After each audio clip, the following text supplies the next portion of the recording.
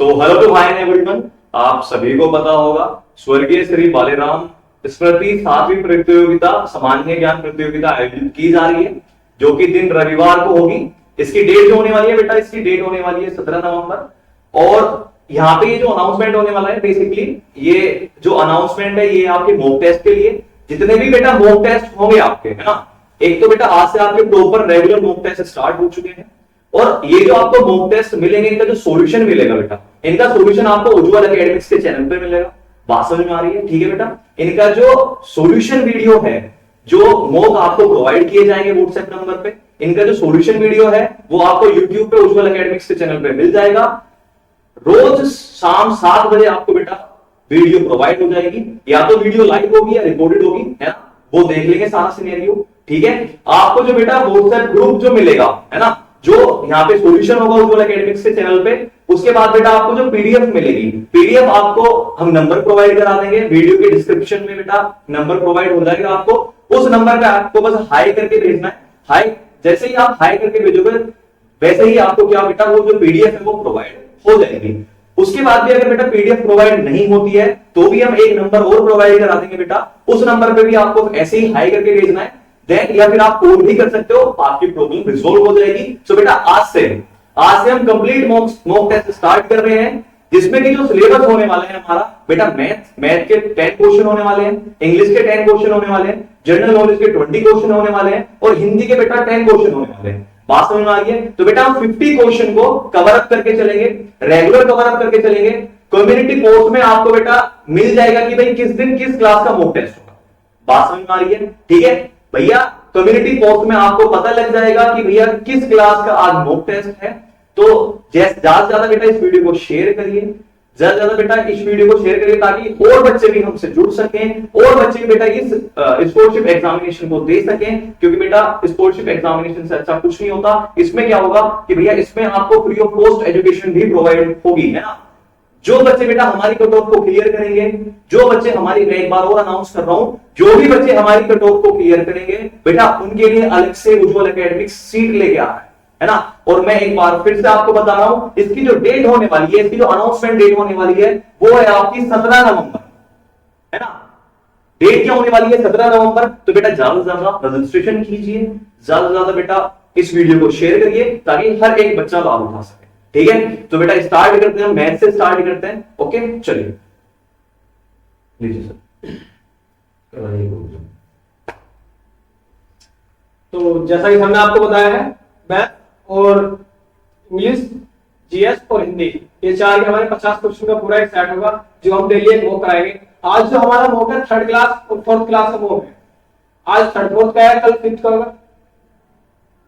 3rd class और 4th class का mock है। ठीक है, तो देखते हैं। आ जाओ बेटा, पहले हम मैथ करते हैं।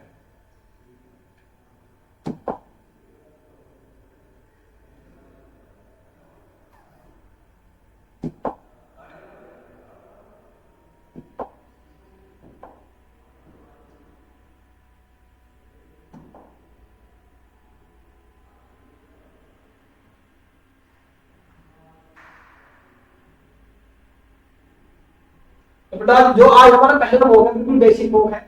थोड़ा देखते हैं क्या है इसमें। Find the difference between the place value of 2 6 in the 9 6। ये हमारे पास एक वैल्यू है 9 6 7 0 8 1 6 4 0। हमारे पास इसमें 2 6 है, एक 6 ये रहा और एक ये रहा। हमें इन दोनों की क्या निकालना? प्लेस वैल्यू का डिफरेंस निकालना है। सबसे पहली बात, हमारे पास दो चीज होती है, प्लेस वैल्यू और फेस वैल्यू। प्लेस वैल्यू और फेस वैल्यू।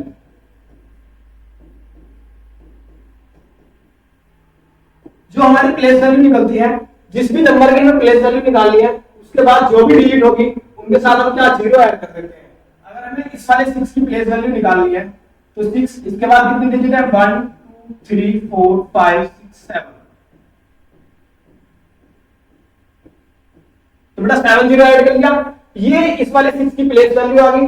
अगर इसकी फेस वैल्यू की बात करें, फेस वैल्यू बेटा वही नंबर होती है, यानी इसकी फेस वैल्यू क्या होगी? 6 होगी। अब अगर इस वाले 6 की प्लेस वैल्यू निकालें तो क्या होगा? 600। क्या होगा? 600 होगा।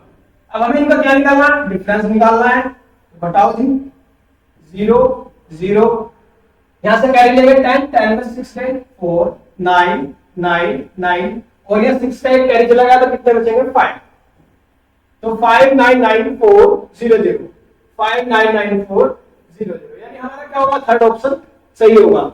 हमें क्या निकालना था इसमें, difference of the place value of 2 6, यानी कि जो हमारे पास दो नंबर दिए हैं, दो 6 दिए हैं, इन दोनों की प्लेस वैल्यू का डिफरेंस निकालना था। डिफरेंस का मतलब क्या करना, घटाना है इनको। और फेस वैल्यू पूछता था, फेस वैल्यू 6 की 6 ही होगी, और प्लेस वैल्यू जिस भी नंबर की प्लेस वैल्यू निकालने हैं उसके बाद जितनी भी डिजिट होगी उतनी ही जीरो हम ऐड कर देंगे। तो नेक्स्ट क्वेश्चन देखो क्या, चेंज RS 5 एंड 65 पैसा इनटू पैसा। 5 रुपए और 65 पैसे हैं, हमें इसको क्या करना है, पैसा बनाना है। तो जो हमारे पास 65 पैसा है तो पहले ही है ऑलरेडी, तो हमें इसको तो नहीं छेड़ना। हमें क्या करना है, रुपीस का चेंज करना है। इसका रुपीस का क्या बनाना है, पैसा बनाना है। तो आप लोग जानते होंगे 1 रुपीस इज इक्वल टू 100 पैसा, यानी कि 1 रुपए में कितने पैसे होते हैं, 100 पैसा होते हैं। हमारे पास कितने रुपीस है, 5 रुपीस। तो 5 रुपीस में कितना होगा, 5 इंटू 100 इज इक्वल टू 500 पैसा। अब 65 पैसा हमारे पास कोल है जिसका हमें सभी क्या करना है, पैसा बनाना है। तो 65 पैसा क्या होगा, इसमें ऐड हो जाएगा। तो 565 पैसा, 565 पैसा। देखो क्या करना था, करना ये था कि हमें पैसा और रुपीस सबको मिला के क्या बनाना था, पैसा बनाना था। आप लोग जानते हैं कि 1 रुपीस में कितना पैसा होता है, 100 पैसा होता है। 1 रुपीस इज इक्वल टू 100 पैसा। तो 5 रुपीस में कितना होंगे, 500 पैसा, और 65 पैसा में एक्स्ट्रा दिए हैं, तो इन्हें क्या करना है, ऐड करना है। ठीक है, नेक्स्ट आ जाओ भाई। देखो बच्चों, ये जो हम आप लोगों को होम करा रहे हैं ये बहुत बढ़िया है, करते रहिए, आपको बहुत हेल्प मिलेगी इनसे। ठीक है, और इस वीडियो को या जो डेली मॉक मिलेंगे उन्हें ज्यादा से ज्यादा शेयर करें, जिससे हर बच्चे के पास पहुंच सके, हर बच्चे इस चीज का लाभ ले सके और इस प्रतियोगिता में हिस्सा ले सके। ठीक है, और अपने आप को बेहतर प्रदर्शन दिखा सके। 52 सप्ताह में कितने दिन होते हैं, ठीक है जी, 52 सप्ताह में कितने दिन होते हैं, हमें ये निकालना है। हमें पता है एक सप्ताह में कितने होते हैं, 7 डेज। 1 वीक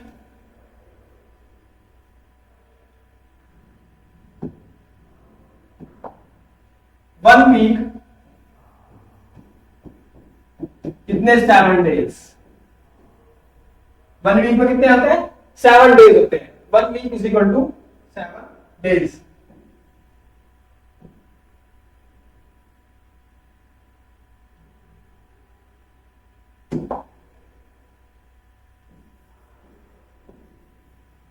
हमें कितना निकालना, 52 वीक्स में निकालना है। 52 वीक्स,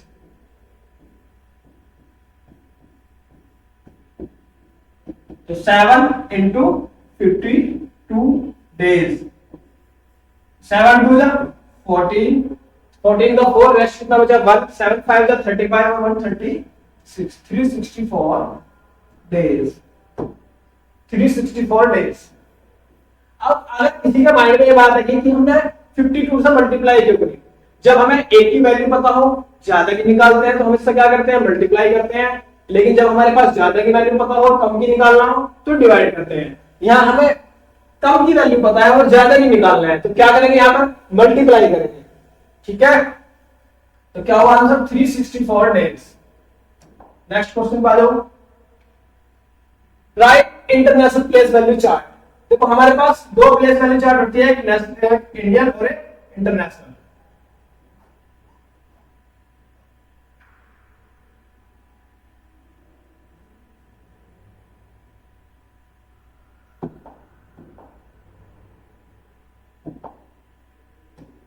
एक इंटरनेशनल प्लेस वैल्यू चार्ट होती है, एक इंडियन प्लेस वैल्यू चार्ट होती है।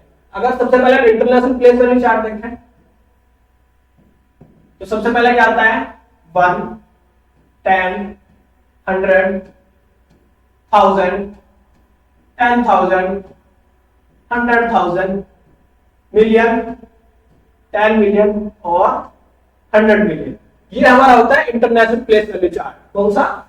इंटरनेशनल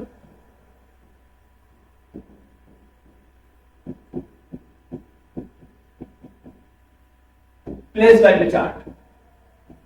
हमें निकालना कितना है? इंटरनेशनल निकालना है क्या हमारे पास डिजिट? देखो 6 0 5 2 3 4 7 8 6। देखो जो हमारी डिजिट थी हमने लिखा और इन सब पर क्या हमने एक नंबर ऐड कर दिया। क्या ऐड करा? जो हमारा इंटरनेशनल प्लेस वैल्यू चार्ट होता है। इससे हमें क्या हेल्प मिलती है, जिससे हम आसानी से लिख सकते हैं। हमारे पेयर बन जाएंगे। देखो मिलियन मिलियन वाले पेयर बन गए, 1000 1000 वाले बन गए और ये बन गए। इंटरनेशनल प्लेस वैल्यू चार्ट में हमेशा कितने का? 3 का पेयर होता है। कितने का?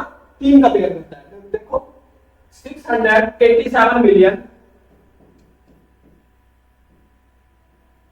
687 मिलियन। उसके बाद 432,000,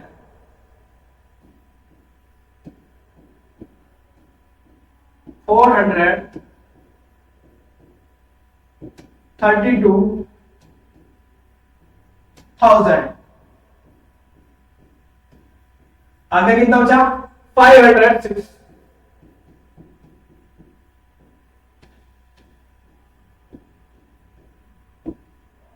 506। तो देखो 687 मिलियन, 687 मिलियन, 432,000 और 506। तो कौन सा ऑप्शन हो गया? फर्स्ट ऑप्शन हो गया। ये क्या होता है? हमारा इंटरनेशनल प्लेस वैल्यू चार्ट होता है जिसमें मिलियन बिलियन चलता है। और जबकि हमारा जो इंडियन नंबर सिस्टम होता है उसमें क्या चलता है? लाख, 10 लाख, करोड़ चलता है। ठीक है।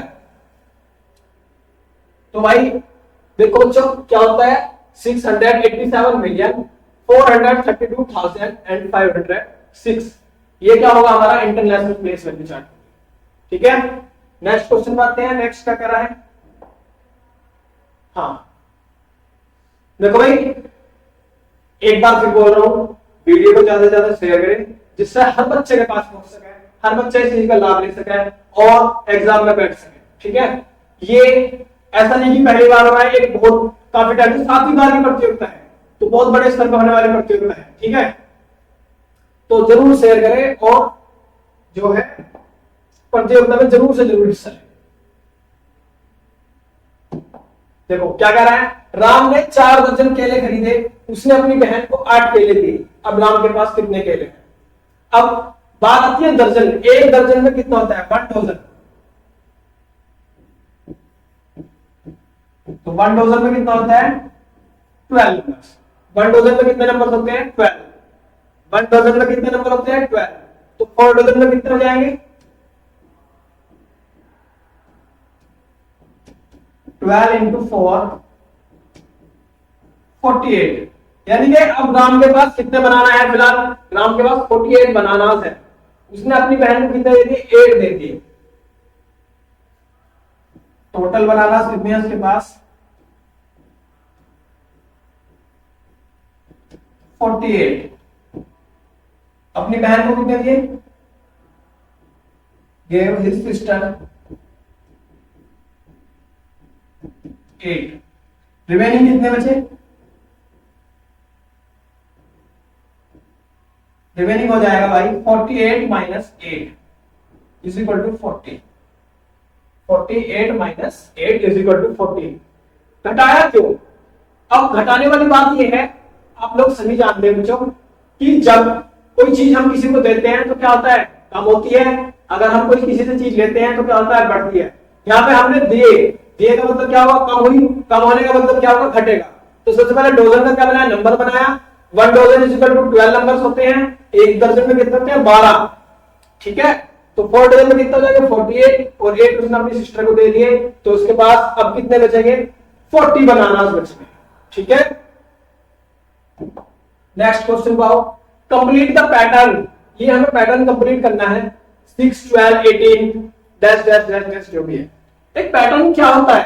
पैटर्न वो होता है जिसमें एक रिपीटेशन होती है, एक से एक पैटर्न लगता है, एक तरीका आपको सेम फॉलो होता है। जैसे यहाँ कितने जुड़े? 6 जुड़े, यहाँ पे भी 6 जुड़े, तो यानी कि क्या हो रहा है? 6 जुड़ रहे हैं। इसका मतलब क्या है? 6 का टेबल है 6 2 12, 6 3 18, 6 4 24, 6 5 30, 6 6 36 और 6 7 42।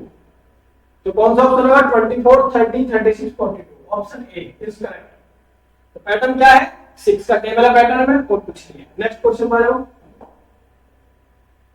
कंप्लीट द पैटर्न, ये भी ऐसी है पैटर्न है। देखो कितना ऐड हो रहा?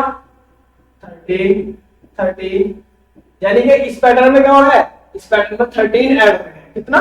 13 ऐड हो रहा है। तो करो 13 4 जा 52, 65, 78 और 91। तो option number A is correct answer. Next question आ जाओ। एड द फॉलोइंग, दिन को जोड़े।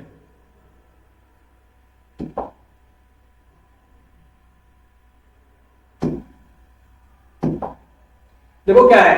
एड द फॉलोइंग, ये डेसिमल का ऐड है। इसका डेसिमल का ऐड है।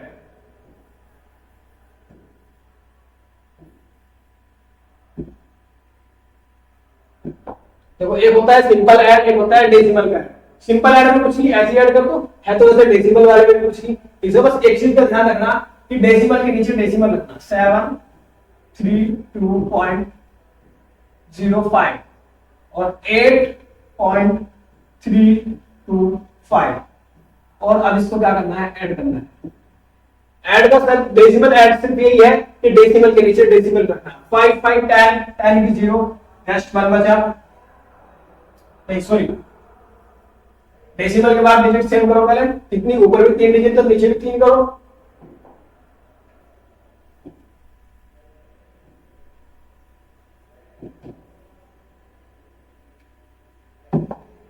देखो 0 5 कितना हो गया? 5 5 और 2 7, 3 डेसिमल, 8 और 2 10 10 की 0, नेक्स्ट कितना बचा? 1 3 और 1 4 और 7 एज इट इज, यानी 740.375। कौन सा option? First option is the correct answer. Option first is the correct answer. Next question पे जाओ। एड द फॉलोइंग,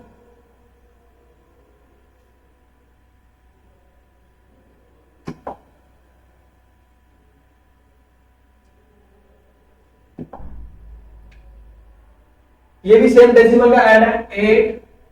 842.006 और 93.89। 0 हमने अपने पास से लगाया क्योंकि डेसिमल के बाद डिजिट कैसे करने हैं? नंबर ऑफ डिजिट सेम करने हैं। अगर 3 है तो 3 करो, 2 है तो 2 करो। ठीक है। अब ये क्या है? 6 को 0 से ऐड करेंगे। 6 9 8.325 9 4 13 8 और 1 9, तो 935.896 b is the correct option. ठीक है भाई। नेक्स्ट क्वेश्चन को आओ। Question number 8। 124 सेंटीमीटर को मीटर और सेंटीमीटर में बनाएं। 124 सेंटीमीटर को मीटर और सेंटीमीटर बनाएं। तो क्या करना है? कोई ज्यादा बड़ी बात नहीं है, बहुत छोटा सा सवाल है। हालांकि खैर सवाल तो सारे छोटे हैं, आज बिल्कुल बेसिक था। नेक्स्ट होगा थोड़ा और लेवल अप होगा। ठीक है, क्योंकि हमें सभी बच्चे एक साथ लेके चल रहे हैं। जिनका बेसिक कमजोर है वे भी, और जिनका बेसिक अच्छा है वे तो खैर नहीं। ठीक है, तो आ जाओ। क्या कहता है? 124 सेंटीमीटर को मीटर और सेंटीमीटर में बनाए। सबसे पहली बात, 1 मीटर में कितने सेंटीमीटर होते हैं? 1 metre is equal to 100 centimetre. और अगर 1 सेंटीमीटर की बात आई, 1/100 मीटर, यानी कि 1 सेंटीमीटर में कितने मीटर होंगे? 1/100 मीटर होंगे। हमारे पास कितने सेंटीमीटर है? 124 सेंटीमीटर। तो 124/100 मीटर। अब हमें मीटर और सेंटीमीटर दोनों बनाना है। नीचे कितनी जीरो है? 2, या जो कंप्लीटली कट रहा है वो क्या होगा, मीटर होगा, और जो रिमाइंडर बचेगा वो क्या होगा, सेंटीमीटर होगा। तो कितना आएगा, 1 मीटर 24 सेंटीमीटर। कौन सा ऑप्शन होगा, b is the correct answer. देखो क्या है, 1 metre is equal to 100 centimetre और 1 centimetre is equal to 1 upon 100 metre. हमारे पास कितने सेंटीमीटर है, 124 सेंटीमीटर है, तो 124 अपॉन 100 मीटर। लेकिन जब 100 से डिवाइड करेंगे तो कितना, 24 रिमाइंडर बचेगा, और जो रिमाइंडर बचेगा वही क्या होगा, हमारा सेंटीमीटर होगा। तो 1 मीटर 24 सेंटीमीटर। नेक्स्ट क्वेश्चन पर जाओ।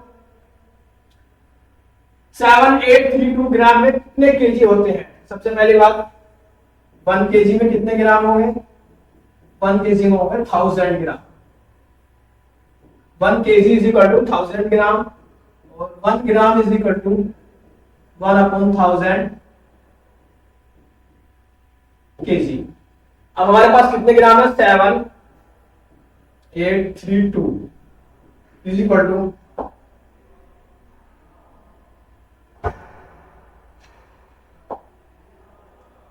7832 अपॉन 1000 केजी। अब नीचे कितनी जीरो है, 3 जीरो है, और तो यानी कि क्या होगा, डिवाइड करके कितना आएगा, 7 केजी, और 832 हमारा क्या आएगा, रिमाइंडर, और जो रिमाइंडर होगा ये क्या होगा, हमारा ग्राम होगा। 7 केजी 832 ग्राम, 7 केजी 832 ग्राम, यानी कि b is the correct option. B is the correct option. क्या है, 1 KG is equal to 1000 gram, और 1 gram is equal to 1 upon 1000 KG. बहुत बेसिक बेसिक सवाल है, कोई ज्यादा बड़ी बात नहीं है, ठीक है। नेक्स्ट वीडियो आएगी उसमें देखना, और हमारी जो इस वीडियो का है, जो इसका आप लोगों को देना है रिव्यू, कमेंट करके जरूर बताएं, ठीक है। कमेंट जरूर करें और वीडियो को शेयर करें, ठीक है। और ऐसी अपडेट के लिए हमारे चैनल को सब्सक्राइब जरूर करें, ठीक है। ये आपको मिलती रहेगी ऐसे ही। अब ये करा बेटा 11 से 30 के बीच सभी सम संख्याएं लिखिए। सबसे पहली बात, इवन नंबर और ऑड नंबर। सम संख्या क्या होती है, मैं आप लोगों को सबसे पहले इवन नंबर बता दूं।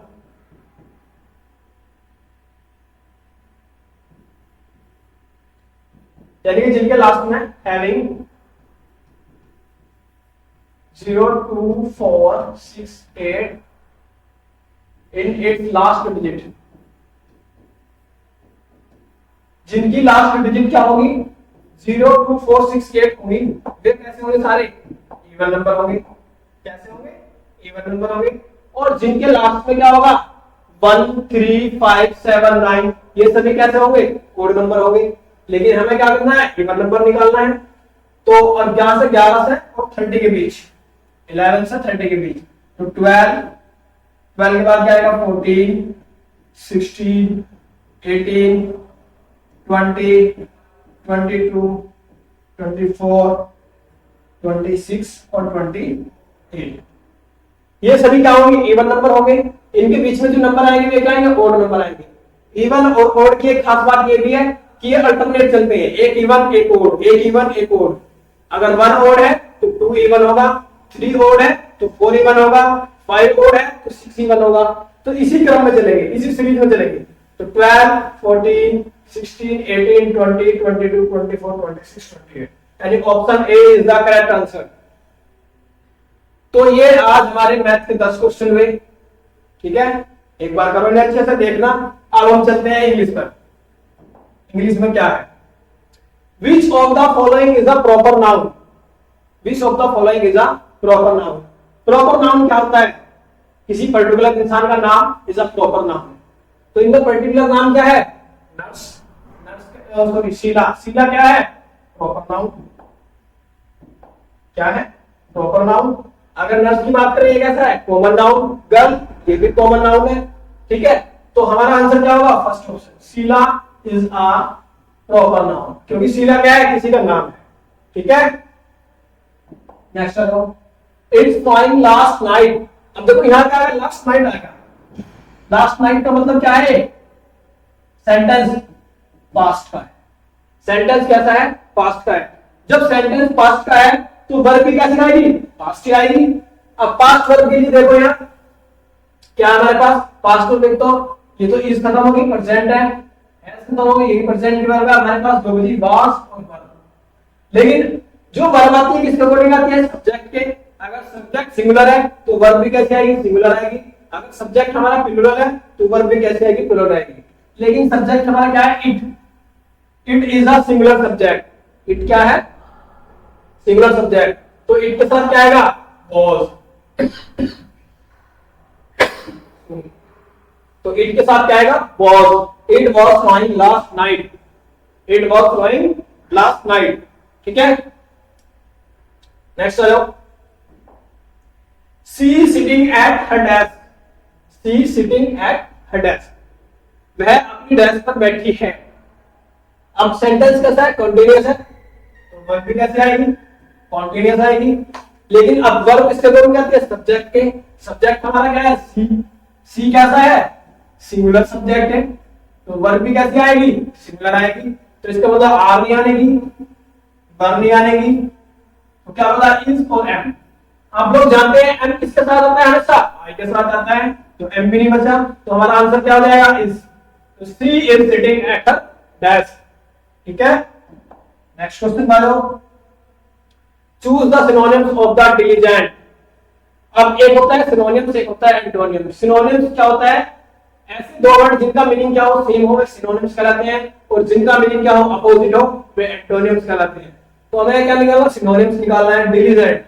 डिलीजेंट का मतलब क्या होता है, डिलीजेंट का मतलब होता है मेहनती। कैसा, मेहनती इंसान, जिसको बोलते हैं डिलीजेंट, जो बहुत ज्यादा मेहनत करता हो। अब देखो ऑप्शन मान लो, लेजी। लेजी क्या होगा, सुस्त। अब सुस्त आदमी मेहनत थोड़ी करता है, तो पड़ा रहता है, तो ये ऑप्शन भी नहीं होगा। उसके बाद क्या आता है, इनएक्टिव। इनएक्टिव क्या है, जो निष्क्रिय आदमी होता है।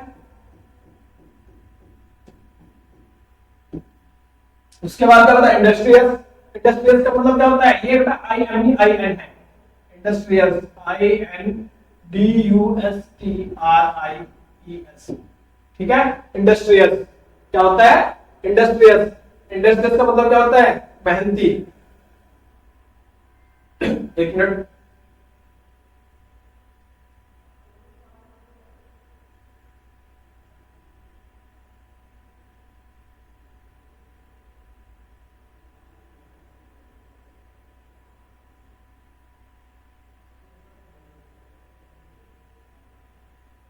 ठीक है भाई।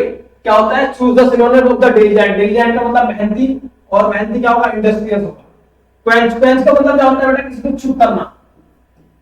क्या होता है, चुप करना, तो ये भी नहीं होगा। तो इसका सिनोनिम्स क्या हो जाएगा, इंडस्ट्रियस। क्या हो जाएगा, इंडस्ट्रियस। नेक्स्ट क्वेश्चन बताओ। Choose the antonyms of the ugly. मैंने बताया था अभी, सिनोनिम्स क्या होता है, जो सेम वर्ड देता है, और एंटोनिम्स क्या होता है, जो अपोजिट देता है।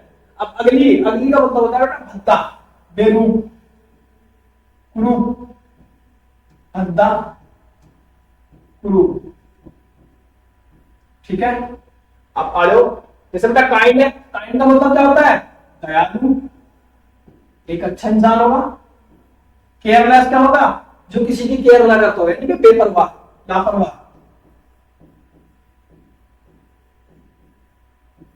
उसके बाद बैड। बैड का मतलब बुरा, यानी कि ये क्या हो जाएगा, इसका अगली का सिनोनिम्स हो जाएगा। और ब्यूटीफुल यानी कि सुंदर, आकर्षक। इसका एंटोनिम्स क्या हो जाएगा, अगली का ब्यूटीफुल। ठीक है, नेक्स्ट क्वेश्चन आ जाओ। Choose the correct sentence. Ram is the tallest boy in the class. Ram is the tallest boy in the class.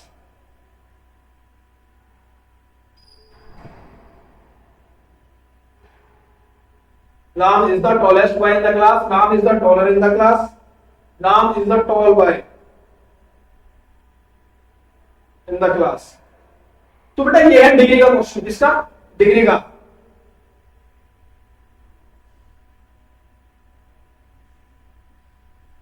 Ram is the tallest boy in the class. हमारे पास 3 डिग्री होती है, कौन कौन सी, पॉजिटिव डिग्री,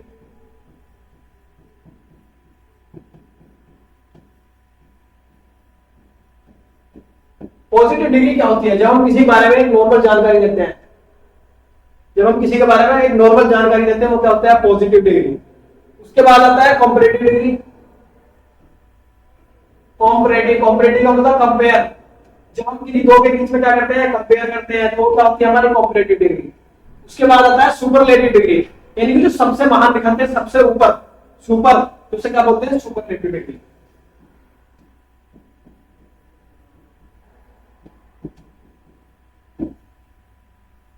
सुपरलेटिव डिग्री। अब superlative degree के साथ हमेशा क्या आता है? दा आता है। क्या यूज होता है? दा। सुपरलेटिव डिग्री के साथ हमेशा दा यूज होगा। तो देखो, Ram is the tallest boy in the class, ये बिल्कुल सही सेंटेंस है। अब सेकंड में आ जाओ, राम इज द, देखो दा किसके लिए आता है? सुपरलेटिव डिग्री के लिए, लेकिन टॉलर कैसी है? कॉम्परेटिव डिग्री है, तो सुपरलेटिव और कॉम्परेटिव एक साथ नहीं आ सकता। Ram is the tall boy, अब देखो ये कैसी है? पॉजिटिव डिग्री है। कैसी है? पॉजिटिव डिग्री, और पॉजिटिव डिग्री के साथ दा नहीं आएगा।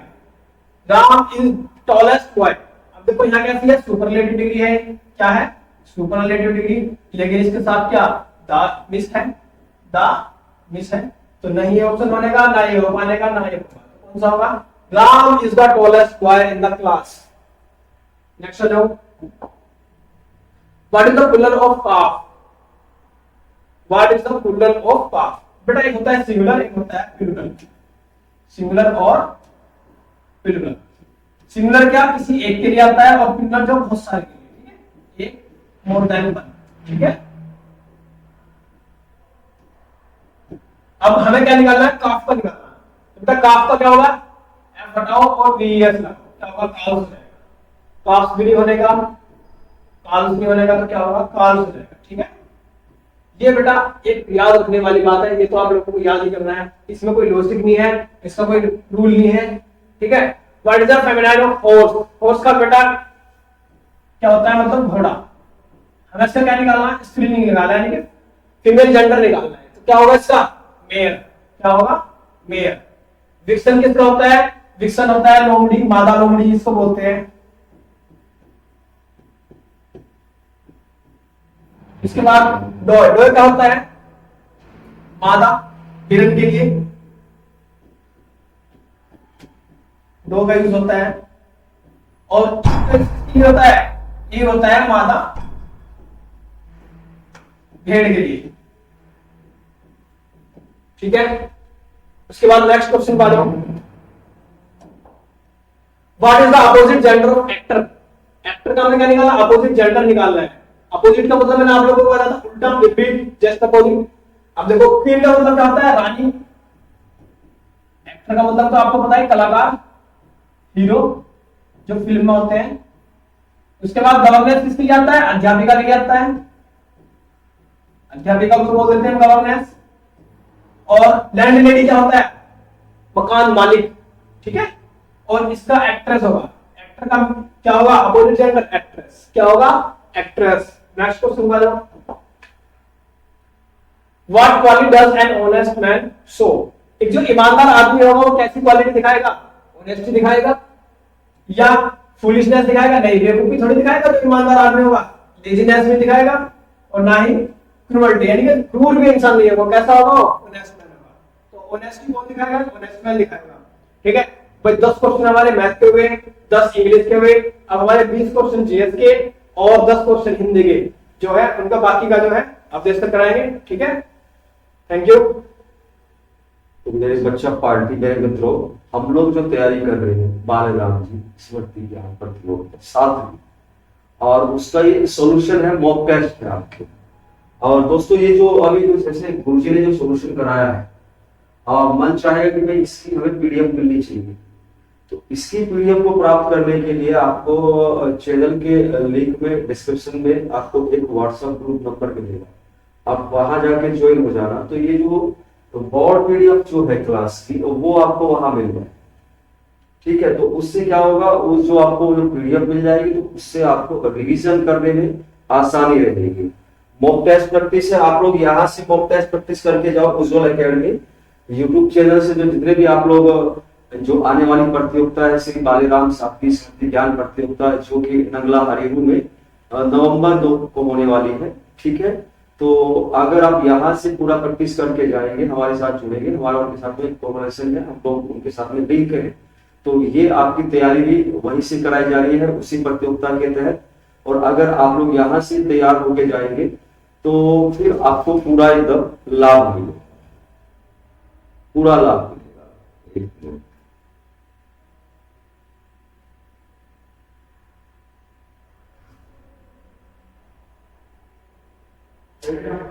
पूरा लाभ मिलेगा आपको एकदम बढ़िया करके। ठीक है, तो अब स्टार्ट करें भाई। 1 सेकेंड रुकेंगे, बस 1 सेकेंड, थोड़ा सा कर दो, बस 1 मिनट, और फिर हम लोग स्टार्ट करते हैं।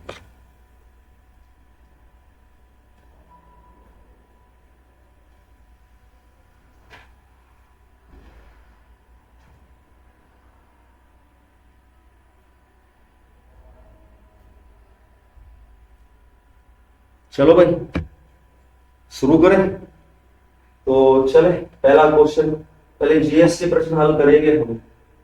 तो ये रहा, भारत में किस स्थान को धरती का स्वर्ग कहा जाता है। ये जो आज जो हम लोग टेस्ट तैयारी करा रहे हैं, आज का जो टेस्ट की तैयारी है, देखो इसमें 6 आज जो 3rd 4th वाले जो बच्चे एग्जाम देंगे उनके लिए है।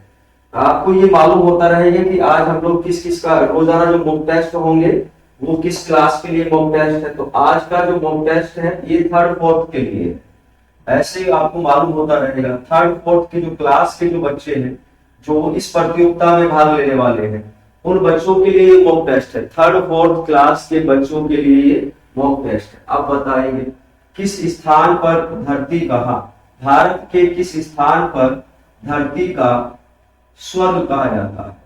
अब स्वर्ग के बारे में बात चल रही है, हेवन के बारे में बात चल रही है। Which place is India called heaven in earth. तो भारत में कौन सा स्थान है जिसे हम लोग कहते हैं कि स्वर्ग तो बस यही है।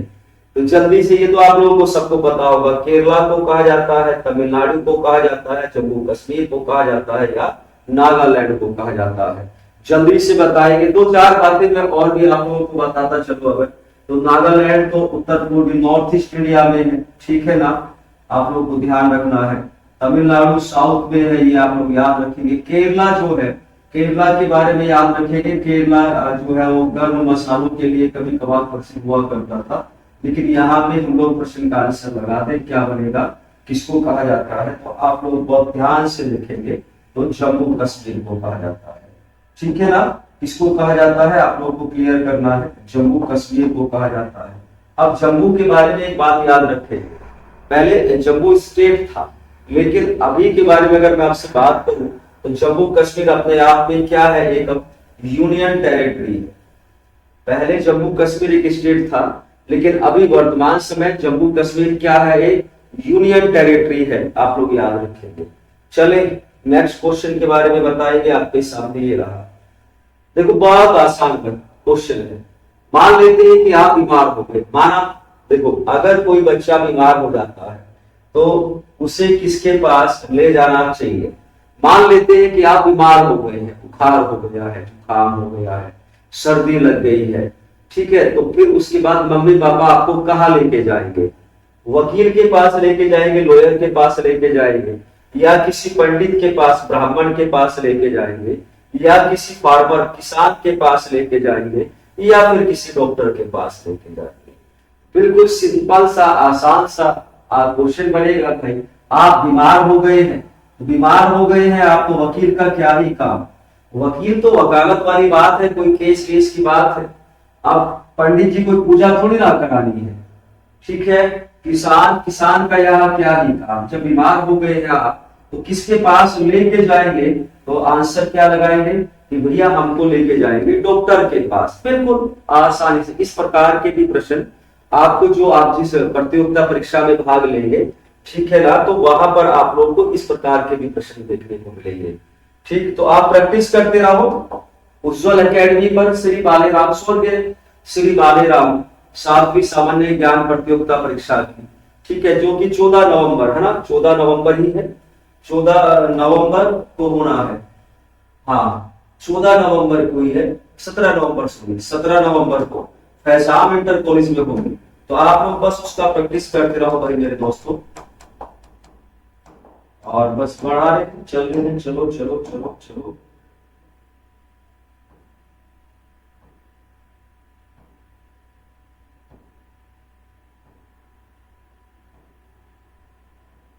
हो गया, चलो।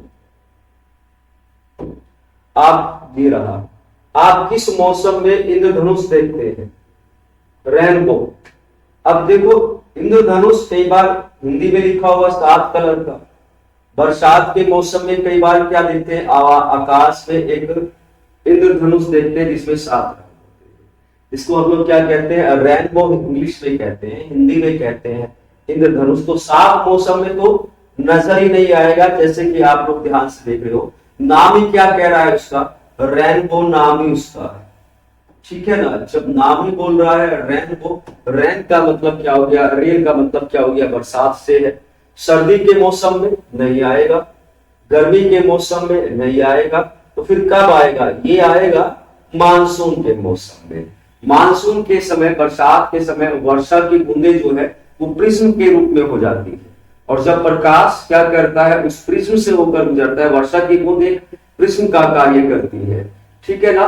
और जब प्रकाश उस प्रिज्म से होकर गुजरेगा तो वो कितने रंग में बिखर जाएगा? 7 रंगों में बिखर जाता है, जिससे आसमान में एक आपको रेनबो मतलब इंद्रधनुष नजर आता है। तो इंद्रधनुष हमेशा कब बनेगा? मानसून मतलब वर्षा के मौसम। हमेशा कब बनेगा?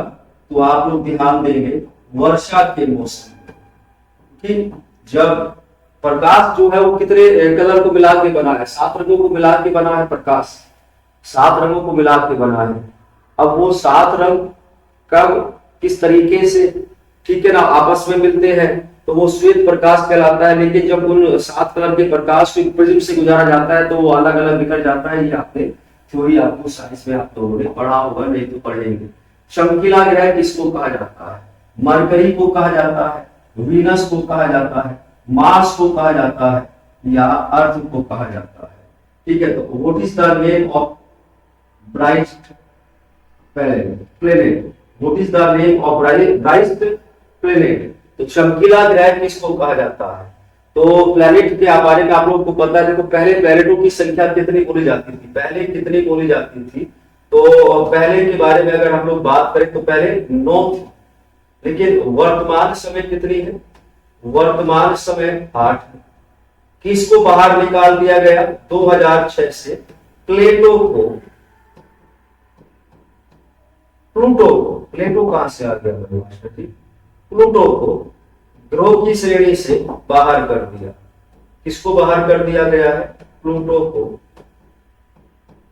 ग्रहों की श्रेणी से बाहर किया गया है, श्रेणी से बाहर कर दिया गया। कब किया गया? तो ये आप लोग ध्यान रखेंगे 2006 की बात। अभी कौन कौन से ग्रह है? तो बुध, शुक्र, ठीक है, पृथ्वी, मंगल, बृहस्पति, शनि,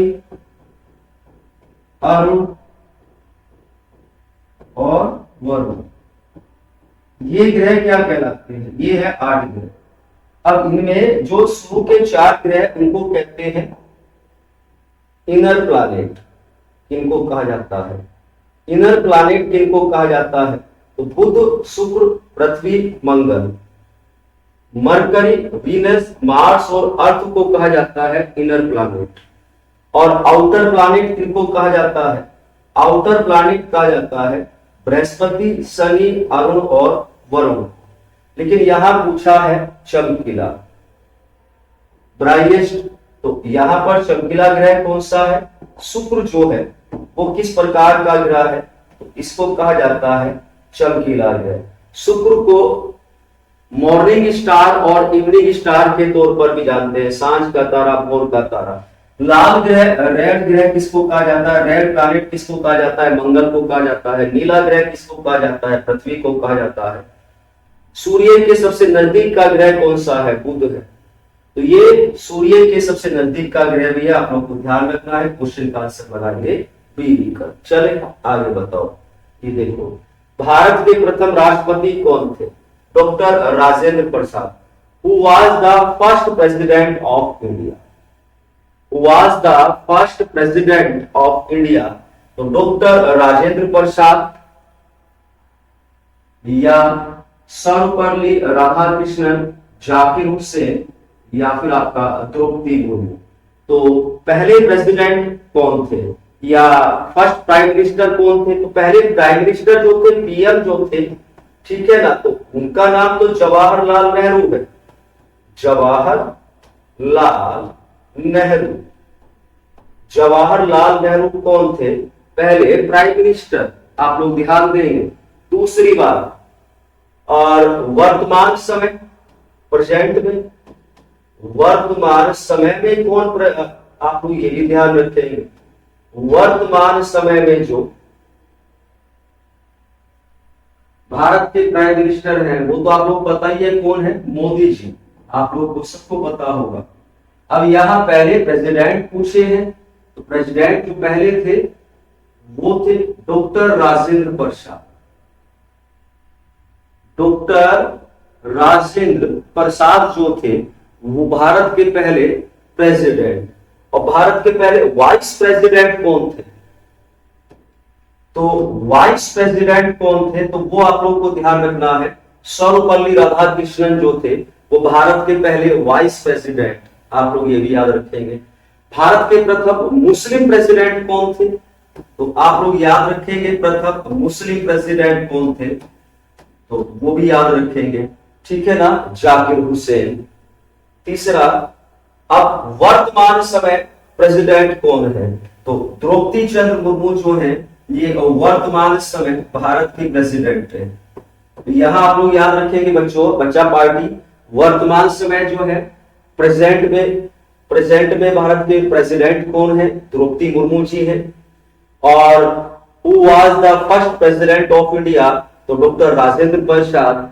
या पूछ ले, who was the first vice president of India? Doctor Sarvepalli Radhakrishnan. Who was the present president of India? तो यहां बताएंगे द्रौपदी मुर्मू। या who was the first Muslim president of India? तो जाकिर हुसैन। या who is the present PM in India? तो जवाहरलाल नेहरू। तो ये सारी बात, सॉरी, प्रेजेंट तो कौन है? मोदी जी है। फर्स्ट कौन थे? तो जवाहरलाल नेहरू। तो ये सारी बातें आप लोगों को ध्यान रखना है, ठीक है। तो आगे बढ़ाए, चलो नेक्स्ट देखो, हमारे शरीर का सबसे संवेदनशील sensitive organ, which is the most sensitive organ of our body?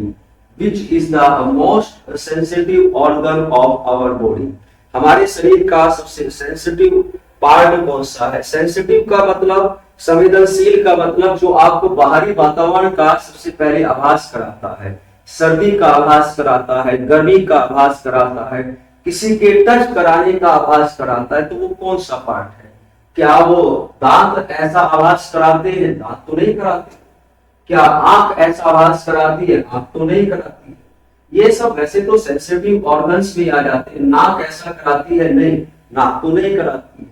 सबसे ज्यादा जो बॉडी का जो पार्ट का जो सेंसिटिव ऑर्गन्स है, जब हम बाहर निकलते हैं तो सर्दी हमें किससे महसूस होती है? अपनी स्किन से महसूस होती है। हमको कोई टच कर रहा है, छू रहा है, वो भी हमको किससे महसूस होता है? स्किन से महसूस होता है। तो यहाँ पे प्रश्न का आंसर क्या लगाया जाए? क्वेश्चन का आंसर बनता है स्किन, ठीक है बच्चों। तो आप लोगों को ये ध्यान देना है। आगे देखेंगे, हाँ, नेताजी के नाम से, who is the famous as Netaji? Who was the famous as Netaji?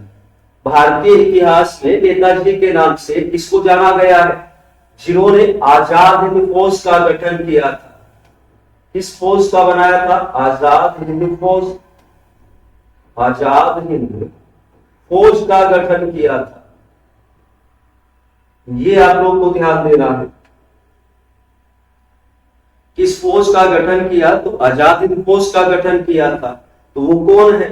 Jawaharlal Nehru, Mahatma Gandhi ji हैं, सुभाष चंद्र बोस या नरेंद्र मोदी। देखो, गांधी जी को क्या कहा जाता है? आवर नेशनल फादर जो है हमारे राष्ट्रीय पिता, राष्ट्रीय पिता, राष्ट्रीय पिता किनको कहा जाता है, राष्ट्रपिता किनको कहा जाता है, ठीक है ना, नेशनल फादर राष्ट्रपिता किनको कहा जाता है, गांधी जी को कहा जाता है राष्ट्रपिता। आगे बढ़े, मोदी जी जो है, नरेंद्र मोदी जो है, ये वर्तमान समय प्रेसिडेंट है भारत के, पीएम। वर्तमान समय भारत के जो पीएम प्रेसिडेंट हैं वो कौन है, नरेंद्र मोदी जी। जवाहरलाल नेहरू जी क्या है, फर्स्ट प्रेसिडेंट, चाचा जी के नाम से मशहूर, बच्चे इन्हें जवाहर चाचा जी कहते थे, चाचा जी किनको कहा गया इतिहास में। और फर्स्ट प्रेसिडेंट कौन थे, पीएम, पहले पीएम कौन थे। अब सुभाष चंद्र बोस जी जो है, इन्होंने आजाद हिंद फौज का गठन किया, और सुभाष चंद्र बोस जी जो है यही क्या कहलाते हैं, नेताजी के नाम से कहलाते हैं, ठीक है ना। तो नेताजी किनको कहा गया, सुभाष चंद्र बोस जी को कहा गया। आजाद हिंद फौज का गठन किसने किया, सुभाष चंद्र बोस जी ने किया। तो आप लोगों को ये भी बात ध्यान में रखनी है। चलो आगे बताएं। हाँ, हमारे सौरमंडल में किस ग्रह को नीला ग्रह कहा जाता है, जल्दी से बताएंगे। हाँ, तो which planet of our solar system is called blue planet. तो ब्लू प्लैनेट किसको कहा जाता है, हमारे सोलर सिस्टम में ब्लू प्लैनेट किसको कहा जाता है, मंगल को नहीं, इसे तो रेड प्लैनेट कहते हैं। रेड प्लैनेट किसको कहा जाता है, मंगल को कहा जाता है। बुध जो है वो सबसे नियरेस्ट प्लैनेट है।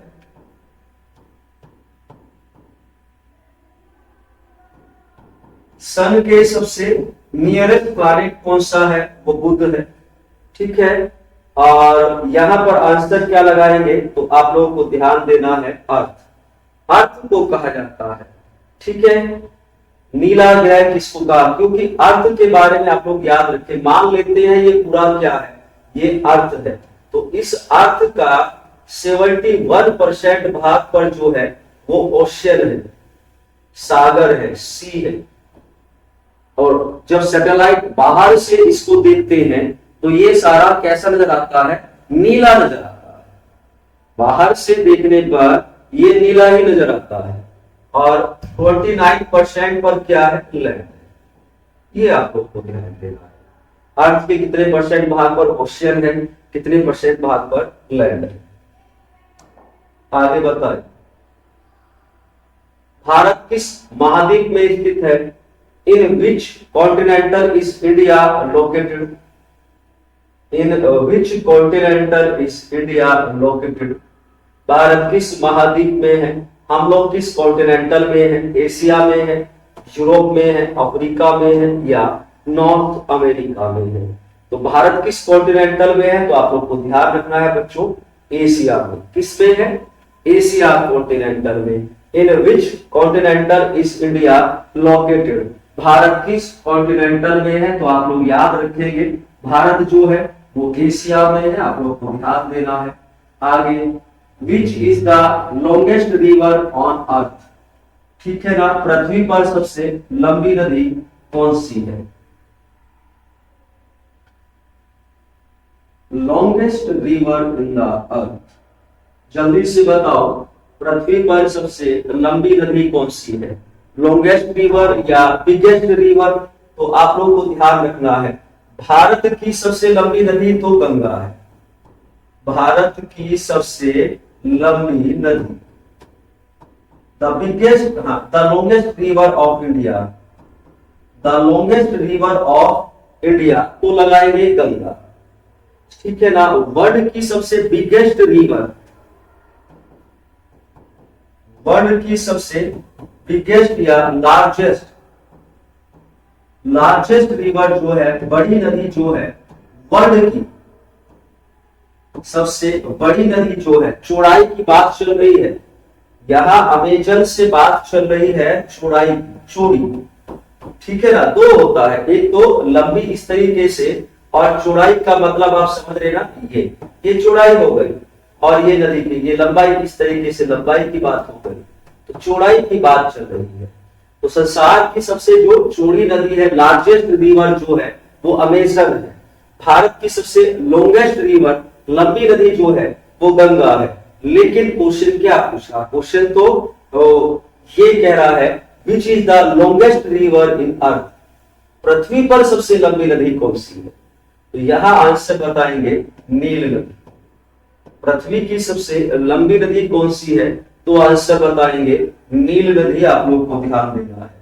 आगे, भारत की पहली महिला प्रधानमंत्री कौन थी?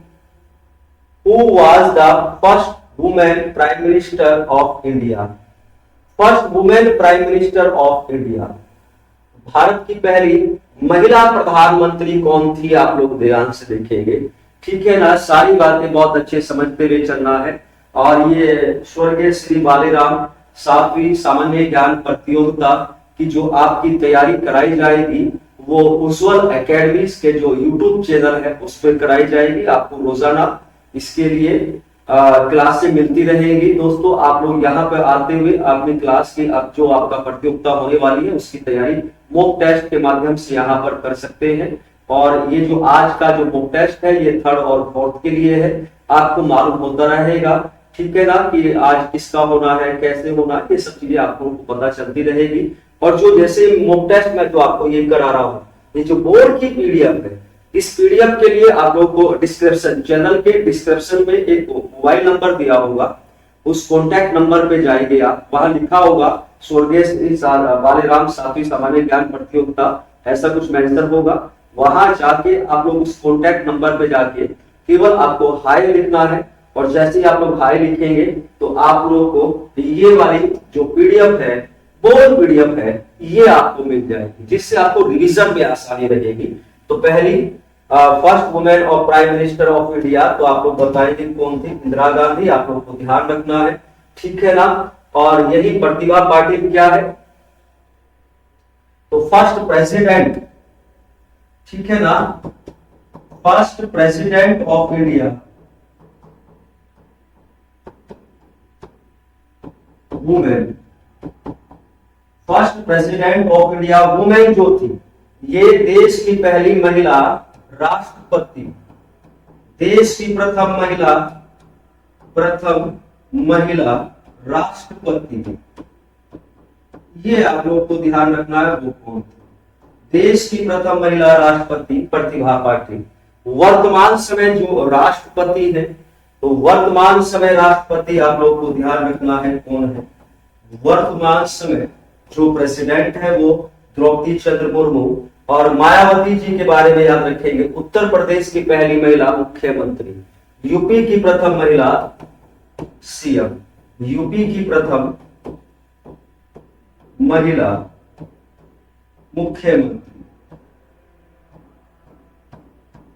यूपी की पहली महिला मुख्यमंत्री कौन थी? वो मायावती जी थी। आगे बताएंगे, वह स्थान जहां पशु पक्षी रखे जाते हैं उसको क्या कहते हैं? जिस स्थान पर पशु पक्षियों को रखा जाता है वो जू कहलाता है, या वो कारावास कहलाता है, प्रिजन कहलाता है, या राष्ट्रपति भवन है, या आपका स्कूल पाठशाला है। तो जहां पर पशु पक्षियों को रखा जाता है वो क्या कहलाता है? उसको कहते हैं चिड़ियाघर, जू कहा जाता है, ठीक है। आगे देखो, विश्व का सबसे बड़ा पक्षी कौन सा है? तो विच is the largest bird in world? सबसे बड़ा पक्षी ईगल है, पैरोट है, या ऑस्ट्रिच है, या मैना है? तो यहां पर सबसे बड़ा जो पक्षी है विश्व का वो कौन सा है? और उसका सबसे बड़ा अंडा भी, एग भी उसी का सबसे बड़ा होता है। तो वो कौन है? आप लोग याद रखेंगे भाई, वो तो शुतुरमुर्ग है। सबसे बड़ा पक्षी कौन सा है? शुतुरमुर्ग है। सबसे तेज दौड़ने वाला पक्षी भी ये है, तेज दौड़ने वाला पक्षी। ये उड़ता नहीं है, ये दौड़ता है। तो सबसे तेज दौड़ने वाला, सबसे तेज रेस लगाने वाला पक्षी भी कौन है? तो ऑस्ट्रिच या शुतुरमुर्ग। चलो, क्वेश्चन है स्टैचू ऑफ लिबर्टी किस शहर में है? ये प्रश्न तो हमको लगता है हो गया है न्यूयॉर्क। चलिए आगे नेक्स्ट क्वेश्चन, लौह पुरुष वाला भी प्रश्न हम लोगों ने कर लिया। ओहो, अब बताएंगे आप लोग गोल्डन टेम्पल, स्वर्ण मंदिर कहाँ पर है? बहुत तेजी से करके मेरे प्यारे दोस्तों जवाब दो। दिल्ली में है, अमृतसर में है, मुंबई में है, या कहा अहमदाबाद में? Golden Temple, where is the Golden Temple? Where is the Golden Temple? Golden Temple कहां पर है? तो क्वेश्चन का आंसर लगाएंगे अमृतसर। क्या प्रश्न का आंसर लगाएंगे? अमृतसर। गोल्डन टेम्पल कहां पर है? तो आप लोग तेजी से करके प्रश्न का आंसर लगाएंगे अमृतसर में। ठीक है, चले आगे बताएंगे। ये रहा भारत का राष्ट्रीय चिन्ह। What is the national symbol of India? राष्ट्रीय चिन्ह जो कि अशोक का सारनाथ से लिया गया है। आप लोगों ने देखा होगा जिसमें 4 शेर है, 4 लोयन है, 4 शेर है। नेशनल सिंबल में क्या है? 4 शेर है। कहां से लिया गया है? सारनाथ से लिया गया है। गाय है, घोड़ा है, मछली है या अशोक स्तंभ है? तो यहां आंसर लगाएंगे अशोक स्तंभ। What is the national symbol of India? तो आंसर लगाएंगे अशोक स्तंभ is the national symbol of India. अच्छा, नेपाल का नेशनल सिंबल क्या है? ये आप लोग, गाय जो है ये नेपाल का नेशनल सिंबल, गौ माता जो है, ठीक है ना? तो वो किसका नेशनल सिंबल है? तो गौ माता जो है ये नेपाल का, काउ जो है ये नेपाल का नेशनल सिंबल है। आप लोगों को ध्यान रखना है। उत्तर प्रदेश का नेशनल सिंबल भी है 2 मछली और तीर धनुष। लेकिन यहाँ पर हमसे पूछा है what is the national symbol of India? तो आप लोग बताएंगे अशोक स्तंभ, जिसमें कितने शेर हैं? 4 शेर हैं। आपने नोट वगैरह, पैसे वगैरह पे देखा होगा, 10 के सिक्के पे देखना, या 10 अभी घर मम्मी से पैसे लेना 10 रुपए, उस पे देखना, उस पे नजर आएगा। लेकिन वहां आपको 3 शेर नजर आएंगे, एक लेफ्ट की साइड, राइट की साइड, फ्रंट की साइड, और बैक वाला जो नजर नहीं आएगा, पैसे पे कैसे नजर आ जाएगा है? तो वो आप लोग याद रखेंगे। कहां से लिया गया? सारनाथ से लिया गया। आगे आ जाओ। ठीक है, अजंता की गुफाएं कहां पर है? In which state are Ajanta caves? तो अजंता की गुफाएं कहां पर है? उत्तर प्रदेश में है, महाराष्ट्र में है, मध्य प्रदेश में है या पंजाब में है? तो अजंता की गुफाएं जो है ये आप लोग याद रखेंगे कहां है? महाराष्ट्र में है। आप लोग को ध्यान रखना है। ठीक है, आगे बताएंगे, देखो ध्यान से। भारत की राष्ट्रीय नदी कौन सी है? ठीक है, यमुना है, गोदावरी है, कावेरी है या गंगा है? तो जो भारत की राष्ट्रीय नदी है वो आप लोग याद रखेंगे। ठीक है, भारत की राष्ट्रीय नदी जो है आप लोगों को ध्यान देना है, गंगा है। National river of India Ganga. और गंगा जो है भारत की सबसे लंबी नदी भी है। भारत की सबसे लंबी नदी, सबसे लंबी नदी, the longest river of India. तो भी आप लोग का आंसर क्या बताएंगे? गंगा है, भारत की सबसे लंबी नदी। और नेशनल रिवर भी कौन सी है भारत की? गंगा है। हर हर गंगे जय जय गंगे मैया। आगे आ जाते हैं। यहाँ पर क्या दिया गया है? यहाँ पर अब हिंदी में आ गए। हिंदी का जो ये पेपर है थोड़ा सा गड़बड़ा रहा है, गलती से ये डेस्क्रिप्टिव बन गया जबकि बनना था ऑब्जेक्टिव टाइप। ठीक है, ये डेस्क्रिप्टिव बन गया। निम्नलिखित वाक्यों में संज्ञा के लिए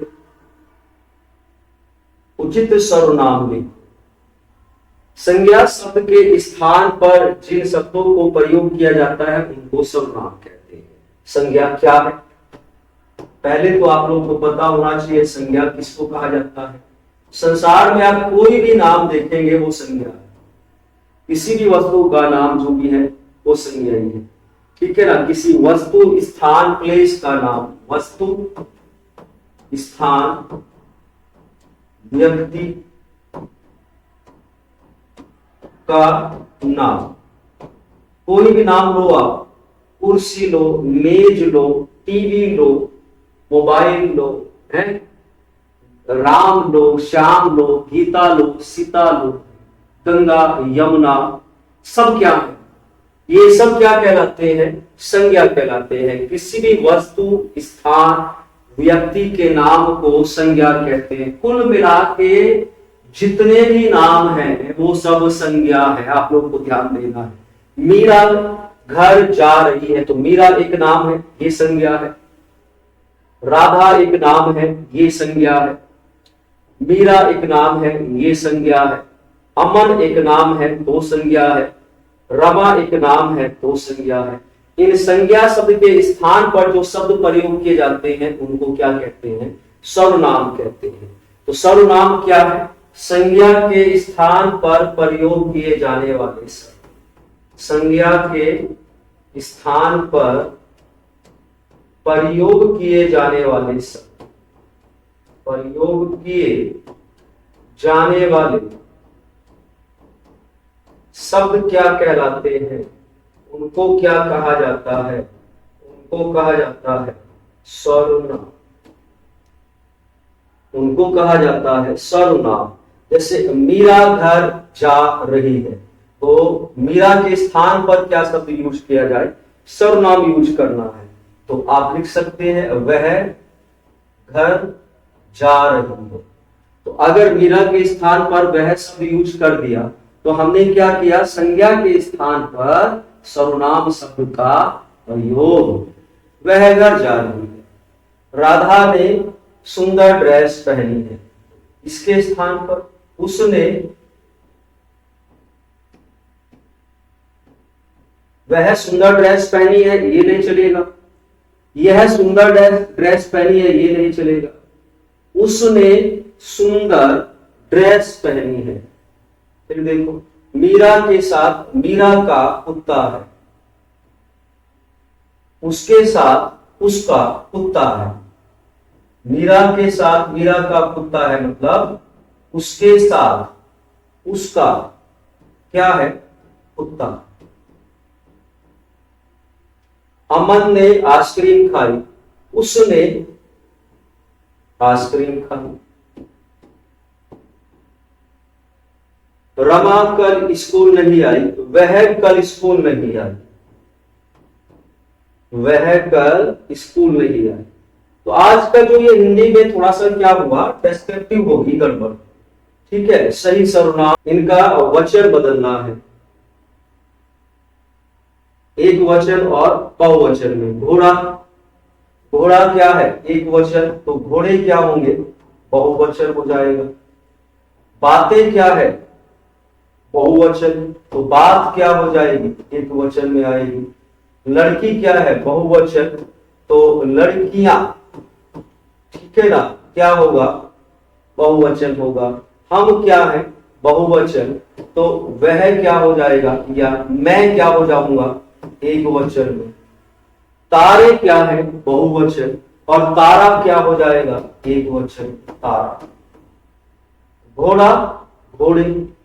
बातें, बात। लड़की, लड़कियां। हम, मैं। तारे, तारा। तो ये क्या है? ये वाले शब्द क्या है? ये इनको चेंज करना है, वचन में बदलना है। ठीक है, तो कहीं पे एक वचन है, कहीं पर बहुवचन है। थोड़ा हिंदी डेस्क्रिप्टिव में हो गई, इस टाइप की हिंदी नहीं आई थी। ठीक है ना। जैसे अब इन वाक्यों को शुद्ध करके लिखना है। मेज पर कई गिलास रखा है। कई का मतलब बहुवचन है। मेज पर गिलास रखा है तो अलग हो जाता। मेज पर गिलास रखा है तब तो ठीक था, लेकिन यहां कई शब्द लग गया, तो मतलब रखा शब्द तो एक वचन के लिए है, इसका बहुवचन बनाना पड़ेगा। रखा नहीं, रखे हैं। मेज पर कई गिलास रखे हैं, तो यहां आएगा रखे हैं, क्योंकि इसका हमें बनाना पड़ेगा बहुवचन। मेज पर कई गिलास रखे हैं। दादाजी सब्जी काट रहा है नहीं, दादाजी सब्जी काट रहे हैं। अब यहां रहे हैं क्यों लगाया? कहेंगे गुरुजी दादाजी तो एक है, रहे हैं तो रहे हैं शब्द आता है बहुवचन के लिए, रहा है शब्द आता है एक वचन के लिए। तो यहां दादाजी के लिए हम सम्मान में यूज कर रहे हैं। ठीक है ना, तो सम्मान के हिसाब से चलेंगे। ठीक है। दूसरा, मेरा पानी गिर गई या गिर गया। मेरा पानी गिर गया, पानी जो है ये पुल्लिंग में आता है, ना कि स्त्रीलिंग में आता है। माँ चूल्हा जला रहा है, नहीं, माँ क्या है, स्त्रीलिंग है, तो चूल्हा जला रहा नहीं आएगा। भैया चूल्हा जला रहा है, पिताजी चूल्हा जला रहे हैं, माँ चूल्हा जला रही है, क्या आएगा, रही है आएगा। माँ चूल्हा जला रही है। तो ये आप लोग इसमें क्या रहेगा, एक शब्द शुद्ध आएगा, बाकी अशुद्ध आएंगे, ठीक है ना। तो ये थोड़ा सा डेस्क्रिप्टिव में हिंदी हो गई, कोई बात नहीं, आगे से हम लोग इनको लेकर वाक्य बनाओ। गहरा, नींद, कोयल, बहादुर, जंगल, समुद्र गहरा है, समुद्र गहरा है। राम नींद में है, कोयल उड़ रही है, बहादुर सो रहा है, जंगल में शेर है। शब्दों को उठाओ और वाक्य बनाओ। समुद्र कैसा है, गहरा है। राम नींद में है, कोयल उड़ रही है, बहादुर सो रहा है, बहादुर नाम है, या राम बहुत बहादुर लड़का है। वैसे भी ये बहादुर शब्द उसके लिए भी हो सकता है, बहादुर नाम भी हो सकता है, और ब्रेव शब्द के लिए भी हो सकता है। राम बहुत बहादुर लड़का है, समझे ना। राम बहुत बहादुर लड़का है, ऐसे भी बात हो सकती है। इन प्रश्नों का उत्तर दो। मक्खी उड़ाते उड़ाते शेर उब गया, तुम किस काम से उब जाते हो। अब बच्चे किस काम से उब जाते हैं भाई, मक्खी उड़ाते उड़ाते तो शेर उब गया, लेकिन आप कहोगे गुरुजी हम तो पढ़ते हुए उब गए। बच्चे पढ़ते हुए सबसे पहले कहते उब जाते हैं। बूढ़ी अम्मा चांद पर क्यों चढ़ी है? बेर की जान कैसे गई। भाई ये थोड़ा सा, ये पूरा का पूरा जो पैराग्राफ के क्वेश्चन है, और ये यहां पर इसमें क्वेश्चनों में गलती, क्योंकि हिंदी में कुछ ना कुछ गड़बड़ है, मैंने नहीं बनाई, ठीक है। तो ये हिंदी का जो क्वेश्चन है इसमें गड़बड़ है, ये हमने नहीं बनाया, तो इसमें कुछ ना कुछ गड़बड़ है। आज का जो हमारा थर्ड फोर्थ के लिए जो हमने उज्ज्वल एकेडमी पर जो आप लोगों ने ये श्री बालेराम सामान्य ज्ञान, 7वीं सामान्य ज्ञान प्रतियोगिता के लिए, ठीक है ना, मॉक टेस्ट आप लोगों ने किया, इसकी पीडीएफ आप लोगों को मिल जाएगी भाई। ये जो हमने पढ़ाई है यही पीडीएफ आप लोगों को मिल जाएगी। कहां मिलेगी, ये वाली आपने प्रतियोगिता की है, श्री बालेराम जी स्मृति 7वीं सामान्य ज्ञान प्रतियोगिता। स्थान कहां, Faizam inter college, Nangla, Hareru, Mawana road, ठीक है। 17 नवंबर 2024 दिन रविवार को होनी है। और उसी प्रतियोगिता परीक्षा के लिए जो मॉक टेस्ट होंगे, और इन्हीं मॉक टेस्टों में से आपको प्रतियोगिता परीक्षा में प्रश्न मिलेंगे, मैं पहले बता रहा हूं। और वो जो मॉक टेस्ट जो होंगे वो उज्ज्वल एकेडमी यूट्यूब चैनल पर कराए जाएंगे। कहां होंगे, उज्ज्वल एकेडमी यूट्यूब चैनल पर भी श्री बालेराम जी स्मृति सामान्य ज्ञान प्रतियोगिता, स्थान फैजाम इंटर कॉलेज, नंगला, हरेरू, मवाना, 17 नवंबर 2024 दिन रविवार को संपन्न होगी। दोस्तों एकदम बहुत अच्छी प्रतियोगिता है, इससे आपको बेनिफिट होगा बहुत ज्यादा। और उज्ज्वल एकेडमी इसके मॉक टेस्ट की तैयारी कराएगी और वहीं से आपको प्रश्न मिलेंगे। और ये जो पीडीएफ आपने अभी पढ़ी है, जो ये बोर्ड पीडीएफ है जिसमें सॉल्यूशन भी है क्वेश्चनों का, ये आपको चैनल में डिस्क्रिप्शन में एक नंबर आप लोगों को मिलेगा, उस नंबर पे जाके आप लोग बस आपको हाई करना है, और जैसे वहां से आप हाई करेंगे आपको ये बोर्ड पीडीएफ मिल जाएगी। तो कल फिर मुलाकात करेंगे, विदा दीजिएगा। जय हिंद, जय भारत, नमस्कार।